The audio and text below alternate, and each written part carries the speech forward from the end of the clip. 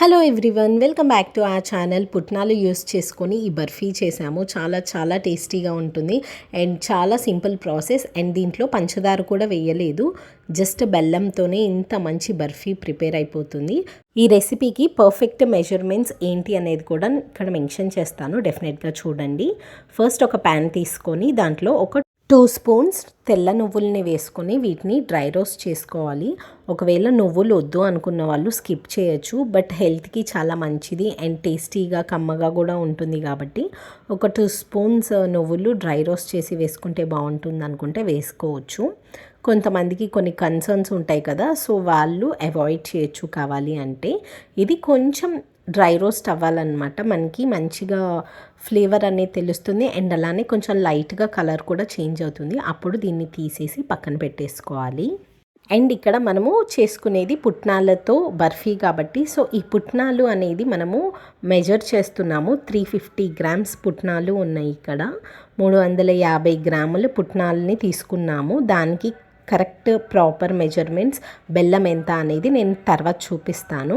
First అయితే 350 గ్రాముల పుట్నాలని తీసుకొని దాన్ని ఒక మిక్సర్ జార్లోకి వేసేసుకొని దీంట్లోనే ఒక మంచి ఫ్లేవర్ కోసం 4 యాలుకలు వేసుకుంటున్నాము. ఒకవేళ యాలుకల ఫ్లేవర్ వద్దు అనుకుంటే స్కిప్ చేయొచ్చు, కానీ యాలుకలు వేసుకుంటే మంచి ఫ్లేవర్ వస్తుంది కాబట్టి ఒక 4-5 యాలుకలు వేసేసుకున్నాము. అండ్ అలానే కొంచెం ఎండు కొబ్బరి తురుము లేదా ఎండు కొబ్బరి పొడి, రెండిట్లో ఏదైనా వేసుకోవచ్చు. ఒక 2 స్పూన్లు ఎండు కొబ్బరి పొడి కానీ తురుము కానీ వేసేసుకొని స్మూత్ పౌడర్ లాగా ప్రిపేర్ చేసుకోవాలి. ఇక్కడ చూడండి, మనకి ఫైన్ పౌడర్ లాగా గ్రైండ్ అయిపోయింది. ఇలా పౌడర్డ్ ఫామ్లో మంచిగా ఇట్లాగా మిక్సీ పట్టించి తీసుకోవాలి. ఇలా సాఫ్ట్గా ఉంటే ఏంటంటే మనకి బర్ఫీ తినేటప్పుడు చాలా బాగుంటుంది, టేస్ట్ బాగుంటుంది అండ్ ఎక్కడా కూడా మనకి కొంచెం గట్టిగా అట్లా తగలకుండా బాగుంటుందన్నమాట. నోట్లో కరిగిపోతుంది నోట్లో పెట్టుకోగానే, అంత టేస్టీగా ఉంటుంది. అండ్ ఇప్పుడు బెల్లంని మెజర్ చేసుకుందాము. 350 గ్రామ్స్ ఆఫ్ పుట్నాలకి మనకి కంప్లీట్గా 1 కేజీ బెల్లం పడుతుంది. సో స్వీట్నెస్ వచ్చేసరికి ఇదైతే పర్ఫెక్ట్గా ఉంటుంది. ఒకవేళ స్వీట్నెస్ ఎక్కువ ఇష్టం ఉన్న వాళ్ళు ఇంకొంచెం ఎక్కువ వేసుకోవచ్చు, లేదంటే కొంచెం తగ్గించుకోవచ్చు. బట్ ఇక్కడ 1000 గ్రామ్స్ అంటే 1 కేజీ బెల్లం అనేది కరెక్ట్గా సరిపోతుంది అండ్ చాలా బాగా వస్తుంది అన్నమాట.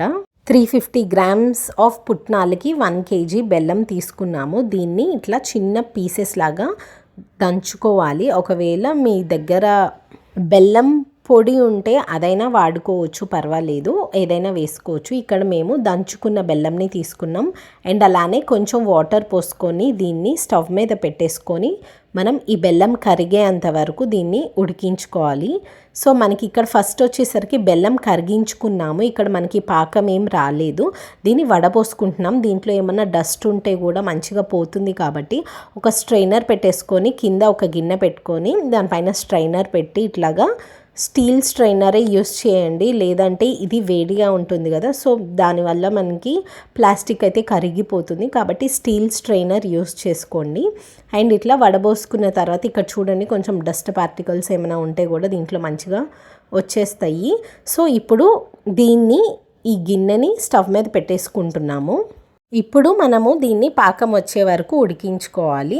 సో మీడియం టు లో ఫ్లేమ్లో పెట్టేసుకొని దీన్ని మరిగించుకుంటున్నాము. అండ్ అప్పుడప్పుడు మిక్స్ చేస్తూ ఉండండి.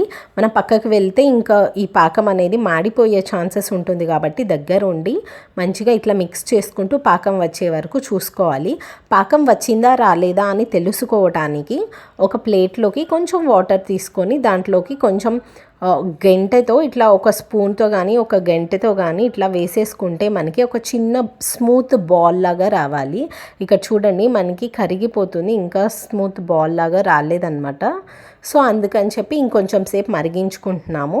అండ్ మనకి కొంచెం లేత పాకం వచ్చిన తర్వాత దీంట్లోకి మనం వేయించి పెట్టుకున్న తెల్ల నువ్వుల్ని వేసేసుకోవాలి. మనకి లేత పాకం అయితే సరిపోతుంది, లేదు మరి ముదురు పాకం అయిపోతే సో ఈ బర్ఫీ అనేది చాలా హార్డ్గా అయిపోతుంది.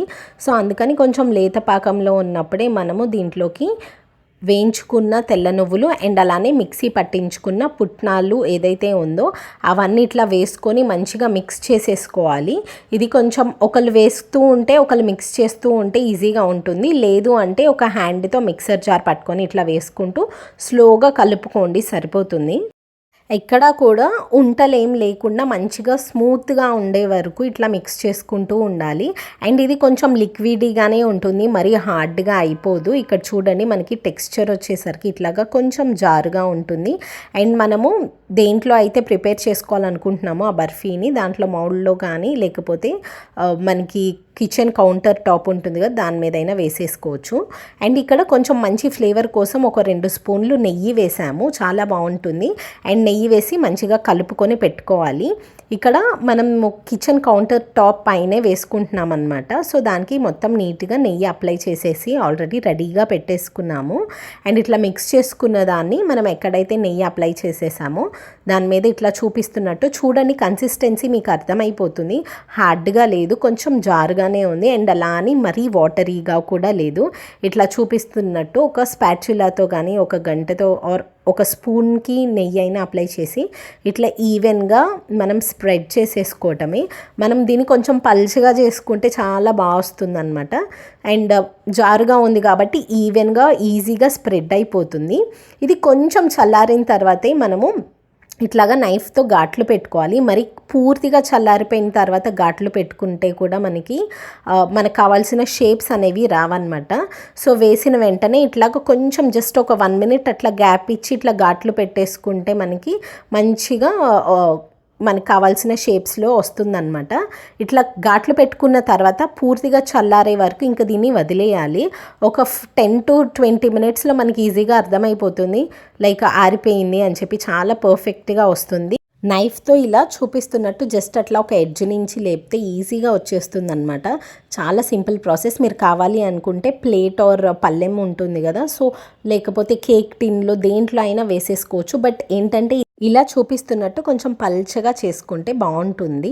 అండ్ ఒక సింగిల్ లైక్ థిన్ లేయర్ వేయండి, మరి ఎక్కువ మందంగా వేయకుండా. అప్పుడు మనకి ఇట్లా పర్ఫెక్ట్గా బాగా వస్తుంది. I hope you like this video. Thank you so much for watching. Please subscribe.